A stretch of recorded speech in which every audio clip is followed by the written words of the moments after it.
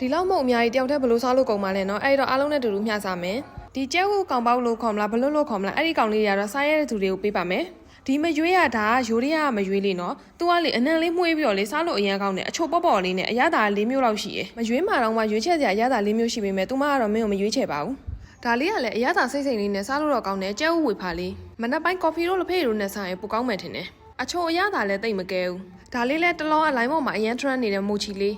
ဒါကတော့ချောကလက်အရသာလေးပါအထက်ထဲမှာချောကလက်အနှစ်လေးတွေလည်းပါတယ်အရသာလေးကတော့မစိုးအီလေးနဲ့စားလို့ကောင်းတယ်မာချာအရသာကိုတော့တိတ်မကြိုက်ပါဘူးအနံ့အောင်မကြိုက်လို့ဒီခရမ်းရောင်လေးလည်းဝါလို့ကောင်းတယ်မြစ်အရန်ကြိုက်တဲ့သူဆိုတော့မြစ်စားရတဲ့ချိန်ဆိုရင်ပျော်ရွှင်မှုကဟန်ဆောင်လို့မရဘူးမြစ်ကိုတော့မှတစ်မျိုးတည်းမဟုတ်ဘူးဒါကကြတော့မြစ်ကိုအဆက်လောက်ထားတာလေဒါလေးလည်းစားလို့ကောင်းတယ်ဒီမုတ်လေးကလည်းလေအရသာအမျိုးမျိုးရှိတယ်အထက်ထဲမှာလည်းအနှစ်တွေအပြည့်ပဲစားလို့တော်တော်ကောင်းတယ်ဒါလေးကတော့ तू ကပဲလိတ်လို့ခေါ်မလားပဲပြလို့ခေါ်မလားအဲ့ဒါလေးကိုလှုပ်ထားတာအရသာအဆက်ဘက်ကိုမသွားဘူးဒါပေမဲ့အရသာကိုတော့တိတ်မကြိုက်ပါဘူးဒီဂုံးနဲ့လှုပ်ထားတဲ့ဟာလေးလည်းမစိုးဘူးဒါလေးကိုထမင်းနဲ့စားလိုက်ရမှာဒီမှုပြင်းအထုပ်လေးလည်းစားလို့ကောင်းတယ်ဒီအမဲဥချမ်းပုံစံလှုပ်ထားတဲ့အထုပ်လေးစားလို့ကောင်းတယ် तू ကဝါးဦးနဲ့လှုပ်တယ်ဆိုပေမဲ့လည်းမဲဥချမ်းပုံစံမျိုးလေးလှုပ်ထားတာဆိုတော့ဒီကျဲဥအကောင်ပေါက်လို့ခေါ်မလားဘလွတ်လို့ခေါ်မလားအဲ့ဒါကတော့ဝယ်လာပြီးမှမစားဖြစ်လို့လက်ဆောင်ပေးပါမယ်